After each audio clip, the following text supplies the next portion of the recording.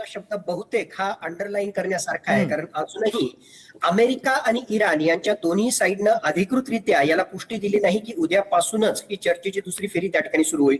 पण आपण असं जर अझ्युम केलं की खरोखरच ही चर्चेची दुसरी फेरी त्या ठिकाणी सुरू झाली तर नक्कीच पुन्हा एकदा माझ्या मते जगाच्या अनुषंगानं ही महत्वाची बातमी आहे. कुठेही ही चर्चा ही जर चर्चा होत असेल आणि त्या अनुषंगानं एक प्रकारे हा स्वल्पविराम पॉज हा जर पुढे ढकलला जात असेल तर हे स्वागतार्हच त्या ठिकाणी म्हणायला हवं. पण ज्या प्रकारचं अविश्वासाचं वातावरण या दोन्ही देशांच्या दरम्यान आहे आणि ज्या प्रकारे विधानांच्या माध्यमातून एक दुसऱ्यांवर कुरघोडी करण्याचा प्रयत्न, दबाव निर्माण करण्याचा प्रयत्न त्या ठिकाणी करतायत, तर पुन्हा या दुसऱ्या चर्चेच्या फेरीमधून सगळंच काही अलबेल होईल आणि परमनंट सीज फायर होईल अशी शक्यता नाही. पण माझ्या मते हे सीज फायर पुढे ढकललं जाणं, काही अंशी आणखीन मुद्द्यांवर त्या ठिकाणी सहमती होणं आणि माझ्या मते दोघेही प्रयत्न करतील की कसं आपलं जास्तीत जास्त आर्थिक हित या टर्म्स अँड कंडिशन्सच्या माध्यमातून, निगोशिएशन्सच्या माध्यमातून त्या ठिकाणी साध्य करता येईल, ही एक बाब. आणि दुसऱ्या बाजूला म्हटलं तर ते रडगाणं पाकिस्तानचं तर आहेच, कारण पाकिस्तानची एकूणच लॉ अँड ऑर्डरची जी परिस्थिती आहे, मग बलुचिस्तान विद्रोहींचा खतरा त्या ठिकाणी असो, अफगाणिस्तानकडून असणारा खतरा असो, किंवा मुळातच पाकिस्तान हे जे आहे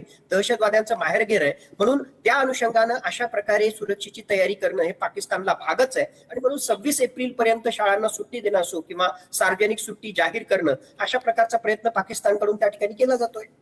खरं आहे सर, या चर्चेतून मात्र संपूर्ण जगाला मोठ्या अपेक्षा आहेत. त्या अपेक्षांचं नेमकं काय होतं हे पाहणं महत्त्वाचं असणार आहे. अर्थात बहुतेक हा शब्द अंडरलाईन केल्यानंतर जर उद्या चर्चा सुरू झाली तर सर जोडलेले राहा. आणखी एक बातमी आहे, त्याही संदर्भात तुमच्याशी बोलायचं आहे. आखाती देशांमधील तणावाचं सावट हे आता भारतीय ऊर्जा सुरक्षेवर गडद झालंय. भारताकडे कच्चं तेल आणि गॅस घेऊन येणाऱ्या 14 जहाजांचा ताफा इराणच्या IRGCनं रोखला. भारताकडे कच्चं तेल आणि गॅस घेऊन येणाऱ्या 14 जहाजांचा ताफा रोखण्यात आला. जहाजांवर गोळीबार केला असून यामुळे 13 जहाजांना आपला प्रवास अर्धवट सोडून पर्शियन आखातामध्ये माघारी फिरावं लागलंय. आणि माहितीनुसार भारताकडे येणाऱ्या 14 जहाजांचा ताफा रांगेत प्रवास करत असताना ओमानच्या ईशान्येला 37 किलोमीटर अंतरावर इराणच्या 2 लढाऊ नौकांनी चेतावणी न देता गोळीबार सुरू केला. केशम आणि लारॅक या बेटांच्या दरम्यान ही घटना घडली. तर भारताने या घटनेची गंभीर दखल घेत आज इराणच्या राजदूतांना परराष्ट्र मंत्रालयामध्ये पाचारण केलं आणि या हल्ल्याबाबत कडाडून निषेध नोंदवलेला आहे. आणि या संदर्भात आपल्याला बोलायचं आहे. आपल्यासोबत सतीश ढगे सर जोडलेले आहेत. सर, एकीकडे जेव्हा युद्ध प्रत्यक्ष सुरू होतं तेव्हा मात्र भारताला काहीशी सूट ही इराणनं दिलेली होती. मग आता असं काय घडते नेमकं, यासाठी जबाबदार कोणाला धरायचं की आता मात्र भारताच्या जहाजांना प्रवास करण्यापासून काही अंशी का होईना रोखलं जातंय?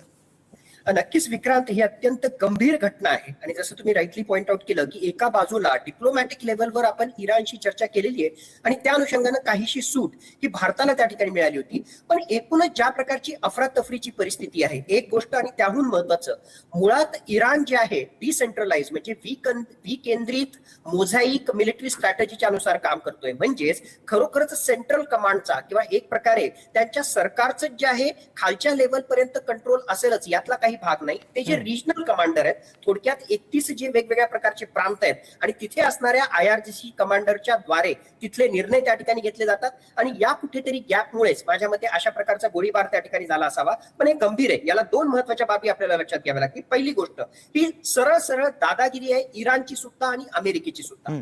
आंतरराष्ट्रीय मानकाच्या अनुसार जर आपण अशा प्रकारचे सागरी मार्ग पाहिले, ज्याला आपण नॅचरल सी पॅसेजेस म्हणतो, हा नैसर्गिक सागरी मार्ग आहे, स्ट्रेट ऑफ होर्मुझ, तर त्या ठिकाणी इराण टोल लावण्याची भाषा त्या ठिकाणी करू शकत नाही किंवा अशा प्रकारची जी आहे आम्ही चोकिंग करतो अशा प्रकारचा गोळीबार करणं हे आंतरराष्ट्रीय मानकांच्या अनुसार दूर दूरपर्यंत कुठेच त्या ठिकाणी ऍप्लिकेबल नाही.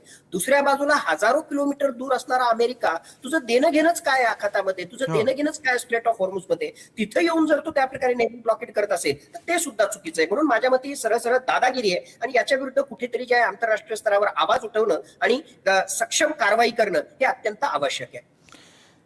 अगदी सर, तुम्ही म्हणताय त्याप्रमाणे हे गरजेचं आहे, आवश्यक आहे. आता कारवाई केली जाते का, आवाज उठवला जातोय का, आणि मग तो आवाज नेमका कुठपर्यंत पोहोचतोय हे सगळं पाहणं सुद्धा महत्त्वाचं असणार आहे. धन्यवाद सर, तुम्ही सविस्तर बातचीत पुढारी न्यूजची केलीत, विश्लेषण केलं यासाठी.